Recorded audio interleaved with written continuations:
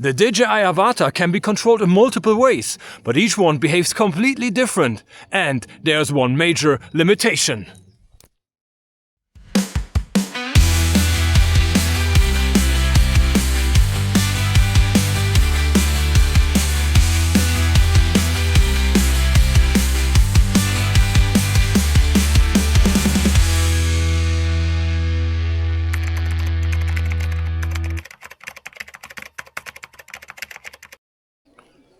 The DJI Avata 360 can actually be controlled in several completely different ways, and depending on how you control it, the drone behaves very differently.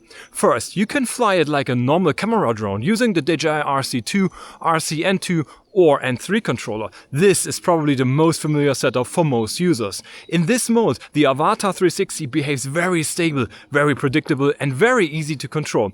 Perfect for tracking, travel shots and general 360 filming.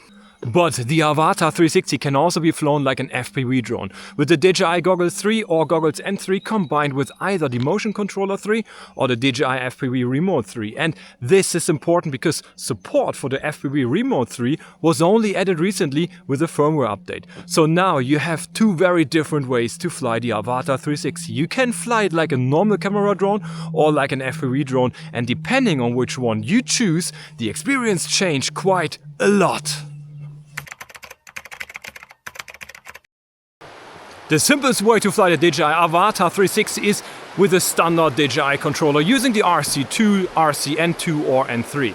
This is also the most familiar setup because most DJI camera drones are flown exactly this way. So if you have used a Mini, Air or Mavic before, you will feel comfortable immediately. The drone behaves stable, predictable and very easy to control. This makes it ideal for travel, tracking and general 360 filming. And this is also where the Avata 360 makes a lot of sense, because with a 360 camera you do not need to worry too much about framing while flying. You are simply focusing on movement and adjust everything later.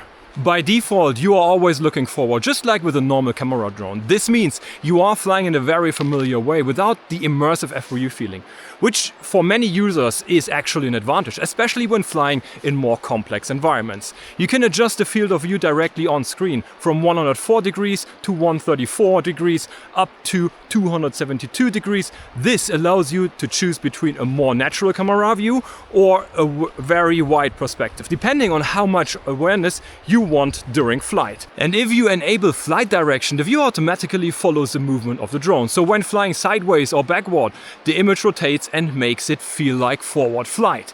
You can also tap on the screen to look at the different directions, including up and down. This gives you a lot of flexibility even without using goggles, and it works surprisingly well in practice. Overall, this makes the standard controller the easiest and most accessible way to fly the Avata 360, especially for users coming from a traditional camera drone.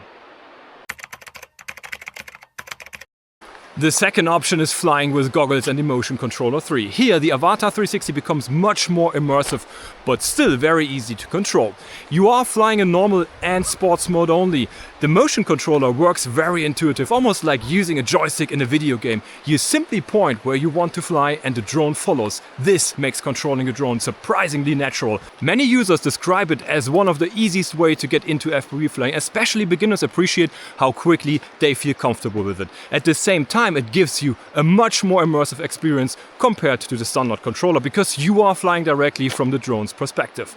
Head tracking is also available, so you can simply move your head to look around while flying. This works especially well with the 360 camera, because you are no longer limited to a fixed camera direction. You can look left, right, up and down while flying, which makes the experience much more dynamic. This keeps the flying experience intuitive even when looking around freely. Overall, this setup offers a very immersive experience, while still staying easy and accessible. If you still want more flexibility, you can enable a small direction window, which is called here as well Vision Assist. This shows the current flight direction even if your view changes. The third option is flying with the DJI goggles together with the FPV Remote 3. This is clearly the most demanding way to fly the Avata 360, and even though full manual flight is not available, this setup still feels the closest to traditional FPV flying. You still only have normal and sports mode available. Manual mode is no longer possible. With the latest firmware update, DJI completely removed the ability to activate M mode. Even if you move the mode switch to M, the Avata 360 simply stays in sport mode. So previously it was still possible to customize the buttons and assign functions, but this has also been removed with the latest update. The mode switch is now fixed. You can no longer assign M mode to any button, and the customization options for the controller are now limited to the predefined defaults. This also makes it quite clear that DJI does not plan to support manual mode on the Avata 360, especially since the functionality was not just hidden, but actively removed with a firmware update. Another important limitation is head tracking. With the FPV Remote 3, head tracking is currently disabled.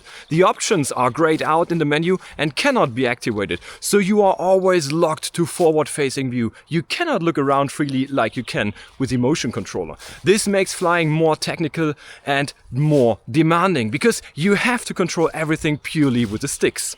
At the same time, this is exactly what makes flying with the FPV Remote 3 so cool. The drone feels much more connected to your inputs. Every movement feels more direct, more precise and more intentional. Even small stick movements have a noticeable impact on the drone, and keeping the drone smooth and controlled definitely requires more skills. This makes the flying experience more engaging, more immersive and overall more exciting.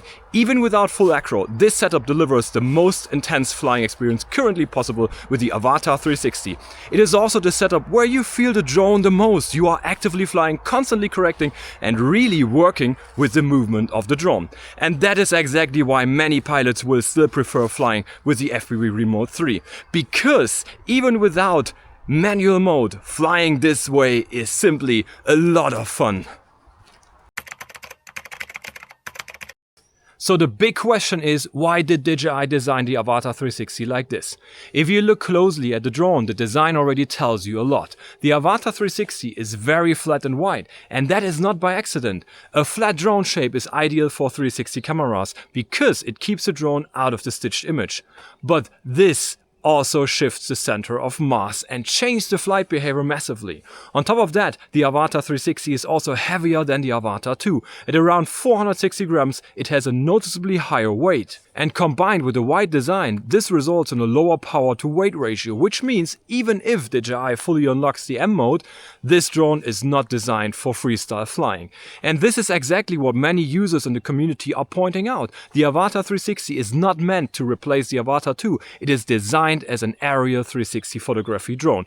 A drone that tracks reliably, captures efficiently and makes 360 flying easier and filming as well, not a drone built for aggressive FPV flying. So from an engineering perspective, the design actually makes sense. The Avata 360 is built for stability, tracking and 360 capture, not for freestyle. So, the DJI Avata 360 is clearly a different kind of drone, built for 360 capture, tracking and accessibility, not for classic FPV freestyle. So thanks for watching. If you found that video useful and want to see more drone stuff like this, hit the like button, subscribe to the channel and drop your thoughts in the comments below. Grab your drone right now, go outside and fly it yourself. Have fun with the new Avata 360. Have a great day as well. See you in the next one. Bye bye.